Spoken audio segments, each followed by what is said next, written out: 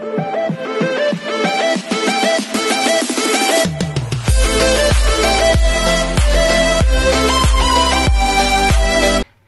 everyone, this is Kijipo Vlogs, a Filipino actor based here in Saudi Arabia, and welcome back to my channel. Ito na, agad-agad, gawa na talaga natin itong reaction video. I'm really excited na talaga magawa ito itong sa TikTok kasi inuna ko muna yung sa X. Marami kasing sa X na wala dito sa video na to. So agad-agad, atake tayo for today's video.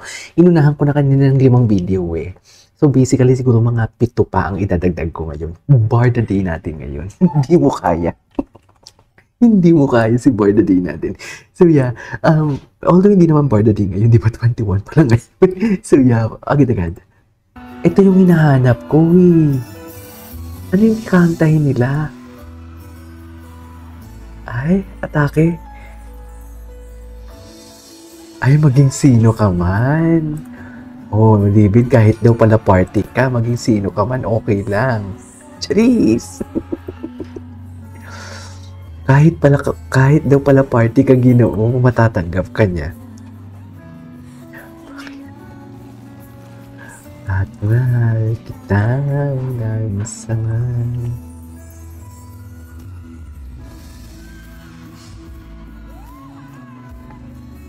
Oh, atake. Mapaliwanag ko'y di na kailangan. Atake. Yang iyo paraan. Ay, parang ang layo na ni Ginoo dito. Feeling ko hindi pa siya, alam mo, feeling ko hindi pa siya na-energize dito. Feeling ko yung momentum niya hindi pa na-set, should I say. Kaya medyo malayo pa siya dito for today's video. Tingin. Mahal kita. Ay, alam mo okay, parang si Barbie sa napapansin ko, parang may nagbago dito kay Barbie. It's just that parang hindi, okay, I have to admit it, ayoko mag-sugarcoat. Napapansin ko hindi masyado sila sweet. Hindi masyado sila sweet sa kanilang performance dito. Maybe because they are not just there para magpa-sweet. Kasi iba na iba. Baka naman kasi i-compare natin yung maging sino ka man nila sa buwanga and sa close-up. Nakita naman natin ang music video nila sa close-up is ano talaga yung sweet sila doon. Pero dito sa McDo, may mga bata kasi. Diba? And application or app ang kanilang, what do you call this, pinopromote. Pero for me, may pinagkaiba nga. May pinagkaiba. Pero dun sa interview, wala eh. Ganun pa din. Maybe because dito hindi pa nila na-set ang kanilang energy o hindi pa nakapag-compose talaga si Ginoo. Medyo reserved pa siya. Kasi, dear, ikaw ba naman puprotektahin hindi lang buong Barda community, kundi parang buong chismosa sa Pilipinas, pinagpiyastahan yung mga pictures mo and ang gawa-gawa mong video sa Siargao. Diba? So here may something like may wall, should I say. Sino yung tinuro ni Barbie doon? Or baka nga hindi sila nakapag-practice dito, no? Okay. Sino ka man? Mahal kita. Kahit mahal kita. Iisip nila ay hindi. Walang akbay. Ay, puta. As what I've said. Sabi ko walang akbay.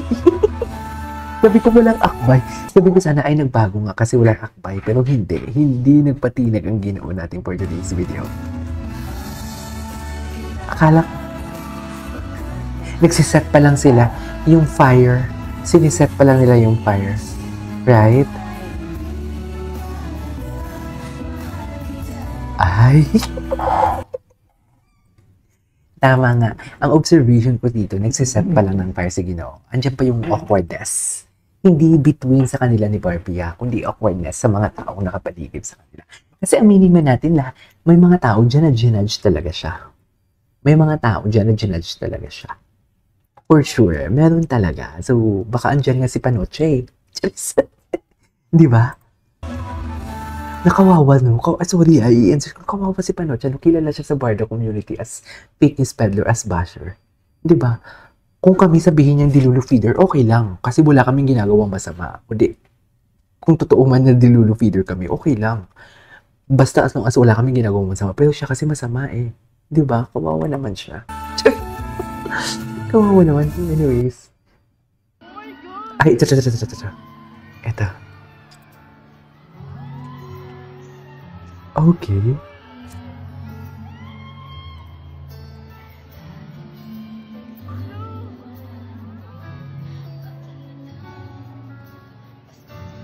Ay. Masyado malayo yung gap nila. Nagsiset pa lang eh. Ramdam mo. Ramdam mo talaga. Ramdam mo na nagsiset ang kanilang buti. Ay, ito. Andun din pala si Kaisi. Andiyan ba si Si ST? Andiyan kaya si ST? Bukas to sa akin. Magla-live kami ito bukas. Manda siya sa akin.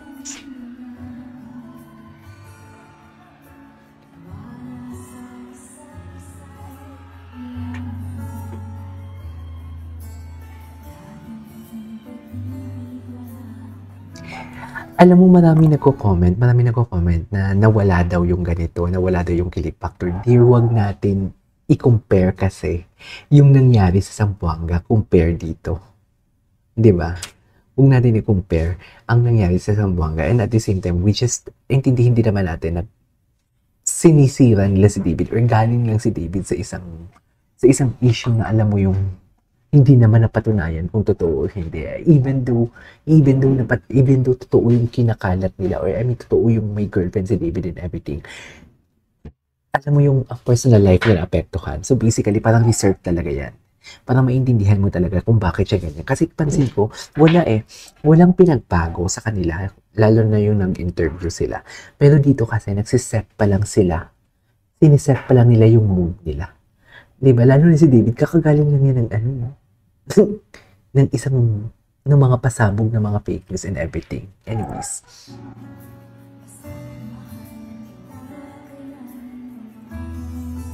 Tsaka don't compare the previous performance. Ang problema kasi kinukompare eh.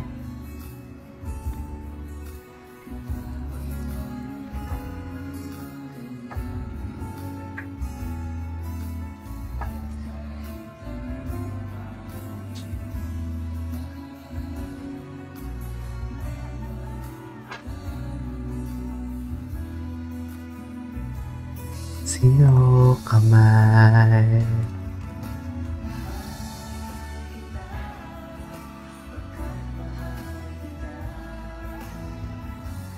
Naka-premiere kasi ako ngayon. Nagsabi daw sila, may nag-comment dito. Ang sabi, very obvious may awkwardness na. Good job, B. Yung isa halata na walang gana, pero bayad kaya umattend. Ay, grabe naman tong island. Ang island. Grabe naman yun. Grabe naman yung bayad kaya umattend. Grabe naman yun. Di yun, nakakaloka ka. Grabe naman sa yaman ni Ginoo. Sa Ginoo pa talaga yung sinabihan mo ng ganyan, ha? Di ba? Nagsiset pa lang sila ng Parang sa interview, wala akong nakitang awkwardness eh. Wala akong nakikitang awkwardness. Pero kung ikaw ba, Ken? Kung ikaw ba, sino ba yung pangalan nun? Kung siya ba, kung si Allen, itong Allen Candlecar, kung ikaw kaya ang manggaling sa issue na pinutakti ng mga Pilipino kahit wala namang katuturan, sa palagay mo, hindi ka ma-awkward humarap sa ibang tao. I can say na awkward si David sa harap ng ibang tao, pero between Kate and Barbie, wala siguro kasi sa interview, hindi naman yun yung nakita ko. Diba? Hindi yun yung nakita ko sa interview. So basically, parang naiintindihan ko ang nararamdaman nito ni David. Hindi sila na-awkward sa each other. Na-awkward si David or maybe may wall pa si David. It's either hindi pa nakaset yung mood niya kasi nanggaling-galing din talaga siya sa issue na yan. Kahit sino mang tao, di ba? Kung si Nadia Montenegro nga, hindi pa napatunayan sa Senado na pagbintangan lang na gumamit ng MJ, nag-resign. Diba? Si David Licauco pa kaya na chismis ito na kung na Boy Scout of the Philippine Ambassador pa siya, pero ang mga pinapakalat na mga pictures sa kanya sa Siargao, alam mo yung parang yung tipong alam mo yung wasak na wasak siya or wasted na wasted siya. Kung ikaw kaya siguro Alin, or kung may anak ka siguro lalagnatin lang siguro. Syempre off na yung feeling mo. Di ba? Off na. Kasi, kahit hindi nilang lagnatin, kahit sabihin mo yung ginawang chismis sa'yo, yung tipong ayaw mo nang lumabas sa kwarto kahit hindi naman totoo yung ganun yun yung feeling nun eh. Di ba? Kaya naiintindihan ko si Ginoo dito. At the same time, hindi natin alam ang mga nangyari sa likod ng camera. Di ba? Or sadyang pinipilit nyo lang talaga na may awkwardness. Ako, aminado, may awkwardness. Pero kasi, kung pinipilit niyo may awkwardness, intindihin nyo din sana yung situation. Maging fair and square din naman tayo. Huwag tayo maging one-sided lang. Tama ba ako? Anyways, what's next? Ano na naman yung kinikilig dito for today's video? Yung titig niya, alam mo, ang importante, yung titig ni Ginoo. Yung titig ni Ginoo, hindi talaga nawala. Yan yung gusto ko talagang makita kanina. How they will gonna act. Actually, I prepared myself na wala nang ganung titig. Para yung expectation ko, medyo bumaba lang. Binabaan ko talaga yung expectation ko. Pero hindi eh. Yung titig ni David kay Barbie, hindi. Nawala na nga lang din sa wisyo si Ginoo. Nag-relapse si Ginoo for today's video actually. Kung may narinig kayo nagsasalita, don't mind it, okay? Ako ang bida dito. May nagsasalita sa kabila kasi kaya hindi natin siya maririnig.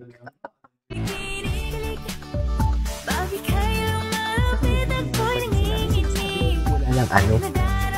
Or maybe siguro sarado lang yung utak ninyo. Actually, sarado yung utak nila eh. Hindi nila wini-weigh yung situation kung bakit medyo may awkward or medyo off si David Licauco. Hindi nila wini-weigh yung situation.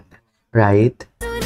Kaya pero ako, tignan mo, tsaka nagsiset pa lang kasi siya ng mood niya. Can you just understand that? Nagsiset pa lang siya. This is the first time na lumabas siya sa publiko after the iskandalo na pinakalat ng mga ninyo. Siguro isa ka doon.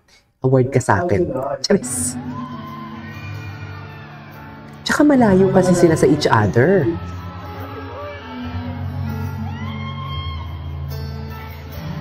I mean, anong ina-expect nyo, di ba? Pero yung titig niya talaga kay Barbie, andyan pa din. Yung titig niya kay Barbie, kitang-kita pa din talaga. Andyan pa din talaga. Yung lagkit ng tingin niya, andyan pa din talaga. Nakita niyo yung kanina sa unang video ko. Yung pagtingin niya talaga kay Barbie. Yung tipong nawala talaga siya sa wisyo. Sa totoo lang. Nawala talaga siya sa wisyo. Dito kasi may mga nakaharap siya tao. Kanina talaga nawala siya sa wisyo, mami. Kung hindi pa may tinuro si Barbie and everything, hindi pa siya magigising. Kasi nakatitig lang siya eh. Diba? Yun yung totoong video talaga.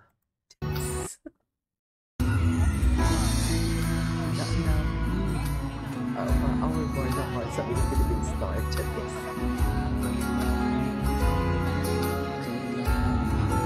Si Barbie, Chila.